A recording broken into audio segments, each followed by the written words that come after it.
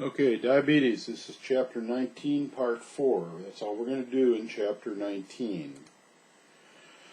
Characterized by high blood sugar. High blood sugar triggers insulin secretion. Insulin secretion is stimulated, obviously by high blood sugar and increased glucose. To have two different types of diabetes. You have type 1 or insulin dependent, used to be called juvenile diabetes. Beta cells are destroyed in an autoimmune response. No insulin, you have to have insulin. You're not gonna live without some insulin.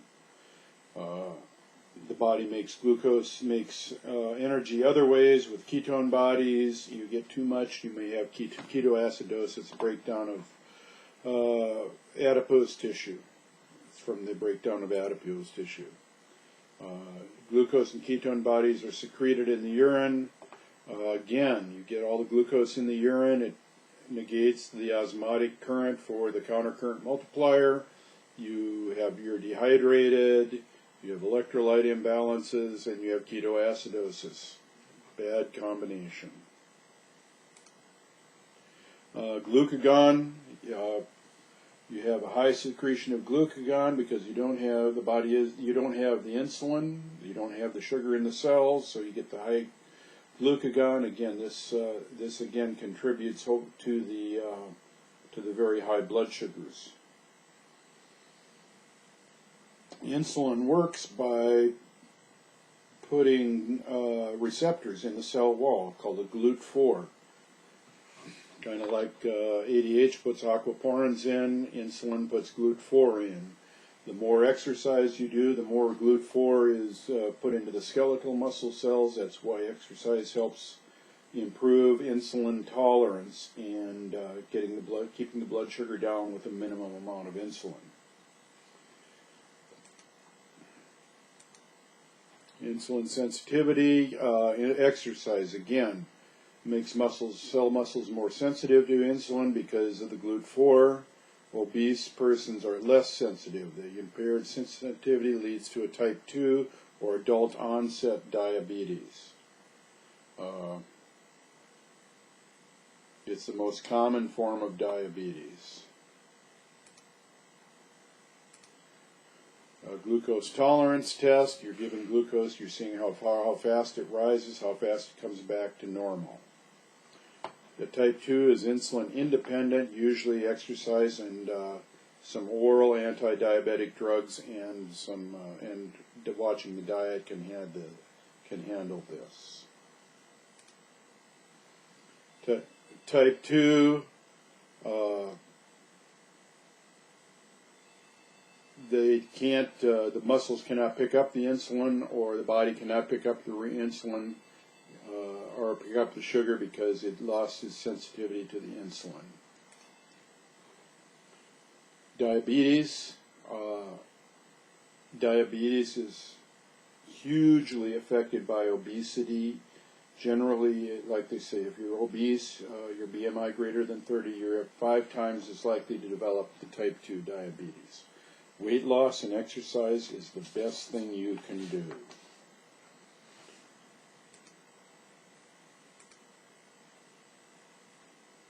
Metabolic syndrome,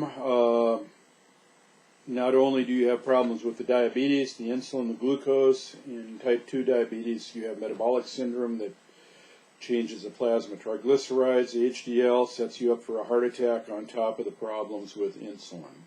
Oh, by the way, you need the insulin to maintain the glucose because glucose is the major source of energy for both the brain and the fetuses. That's why you get the changes. Type 2 diabetes, usually not ketoacidotic, however it does damage vessels leading to gangrene, blindness, kidney failure. As blood glucose... Hypoglycemia, it's an exaggerated response. Exaggerated response to insulin. You eat a carbohydrate or glucose-rich meal, your insulin goes up very quickly. your blood glucose can drop down to 60 or 50 milligrams per deciliter. That can put you into hypoglycemic shock. This is a reactive hypoglycemia.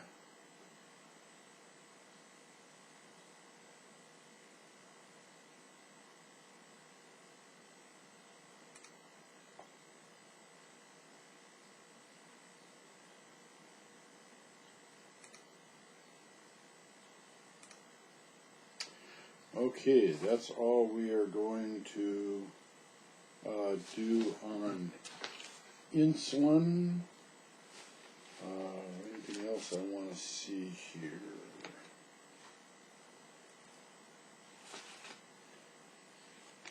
The organs that take up insulin. Glucose is secreted by the kidney, picked up in other organs a lot into the muscle cells. Again, the glucagon.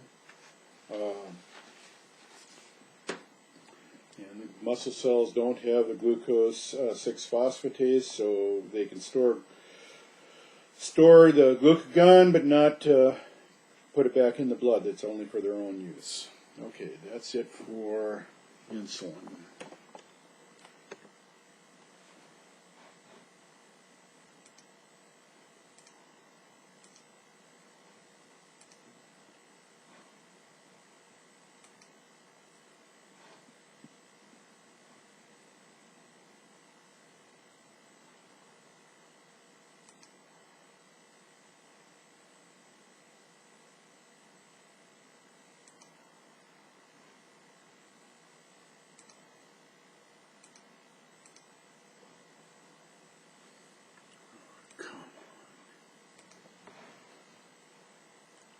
Okay, we are going to go on now and talk about, as soon as I can pull this up, we are going to start talking about sexual reproduction, chapter 20.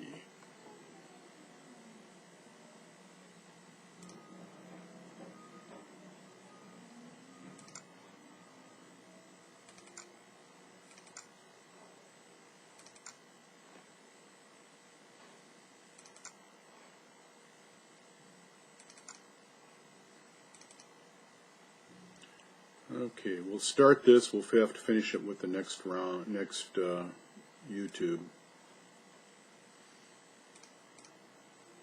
Okay, chapter 20, reproduction. Okay. Sexual reproduction. What you see here is a sperm. Acrosome contains the enzymes. You have the head, which contains the chromatin. You have the midpiece, which has the mitochondria, the power, and then the tail or the flagella that causes it to move. Here's the outer membrane of the egg. Sexual reproduction, you have the genetic recombination. Come from the gametes. The sperm and the ova are the gametes. They were made in the gonads. They're fused in fertilization. You have the zygote. So a fertilized egg is called a zygote. Then it develops into an embryo, then it develops into a fetus, and then a child. Sexual reproduction, you get the sperm from the male, the egg from the female. There you go by meiosis down to a haploid, or half the number of chromosomes. So after fertilization, you have the 46 chromosomes. You have 23 pairs of homologous, 22 pairs of autosomal, and then a pair of sex chromosomes. Female has 2 X, male has X and Y. The Y is the one that controls the sex. If you get the Y, you're male. If you don't get the Y, you're female.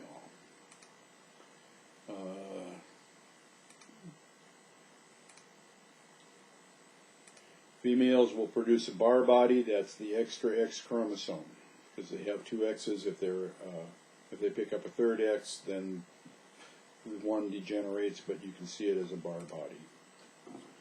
Formation of the gonads. The gonads are identical in males and females until testosterone is produced, and testes determining factor. And this is on the Y chromosome. So if you don't have testosterone or the testes determining factor, the male sex organs do not produce or not produced. If you do have it, then you're female. If you do have it, then you become male. Testes are formed, and then they in the embryo, in an XY, in the seminiferous, and part of it is a lot of, most of it, testes, is the seminiferous tubules. The germinal cells and Sertoli cells differentiate in 45 to 50 days after fertilization. Sertoli cells know what they do. Absolutely, they're the ones that make the sperm and know the process of spermatogenesis.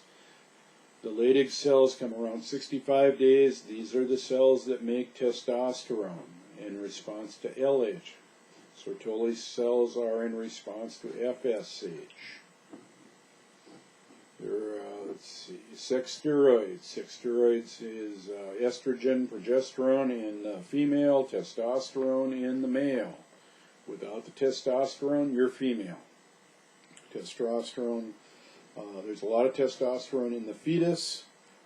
It ends about the time of birth, and then it doesn't really start making testosterone until puberty.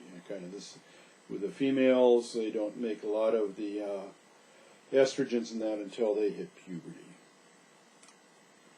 Ovaries, again, without the TDF, testicular determining factor, you're female.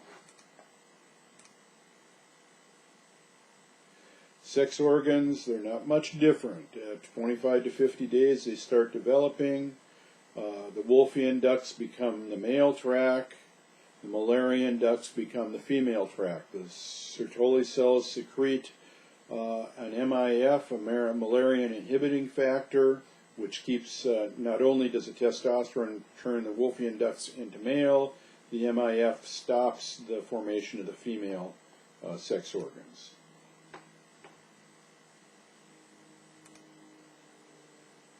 They're identical up to about the first 6 weeks, and then know how they differentiate.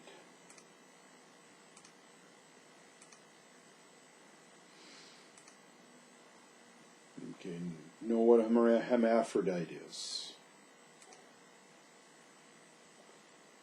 Know what a testicular testicular feminization syndrome is. Know what a 5-alpha reductase does. Okay, testes stop making the hormone at third trimesters. Wait until puberty. Then you have the gonadotropin hormones from the anterior pituitary stimulated by a gonadotropin releasing hormone, or GnRH. The gonadotropin hormones are FSH and LH.